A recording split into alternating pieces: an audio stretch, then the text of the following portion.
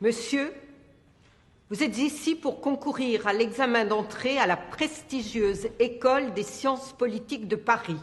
Vous vous apprêtez à passer dans quelques instants l'épreuve ultime de ce concours. L'épreuve la plus célèbre. La plus intransigeante. L'entretien oral qui vous permettra peut-être d'intégrer le cercle privilégié. La crème de la crème. De l'élite intellectuelle française. Monsieur, vous avez exactement 10 minutes pour nous parler de l'amour.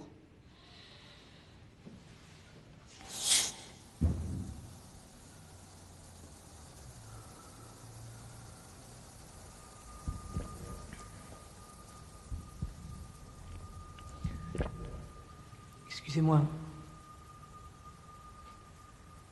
Je pensais qu'il s'agissait d'un test de géopolitique. Le temps passe, monsieur.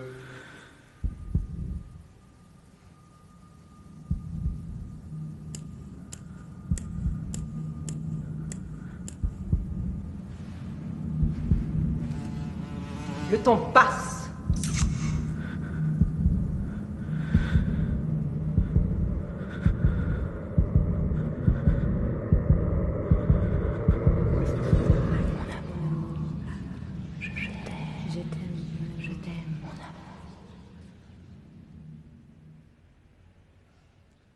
Et là où l'homme dans la souffrance perd la parole, un Dieu m'a donné de dire ce que j'endure.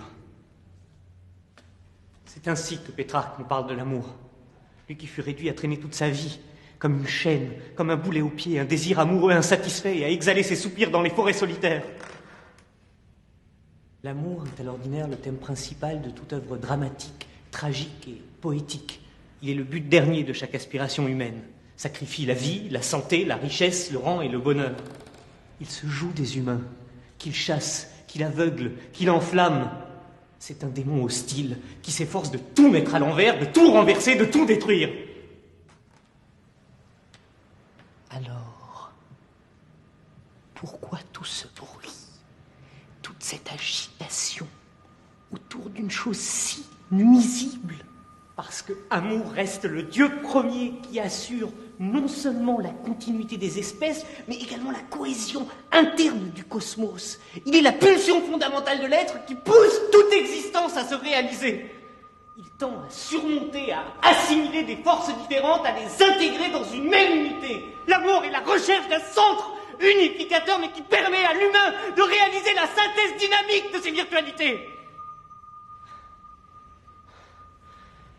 Deux êtres qui s'aiment, se donnent et s'abandonnent, se retrouvent l'un dans l'autre, mais élevés à un degré d'être supérieur. Monsieur, le temps qui vous était imparti est maintenant écoulé. L'entretien se termine donc. Pour votre information, veuillez savoir que l'amour est un fleuve d'Extrême-Orient de 4354 km. Le troisième plus grand fleuve du globe, formé par la réunion de la Argoun et de la Tchika. Il sert de frontière entre la Sibérie et la Chine du Nord-Est et se jette dans la Manche de Tartarie.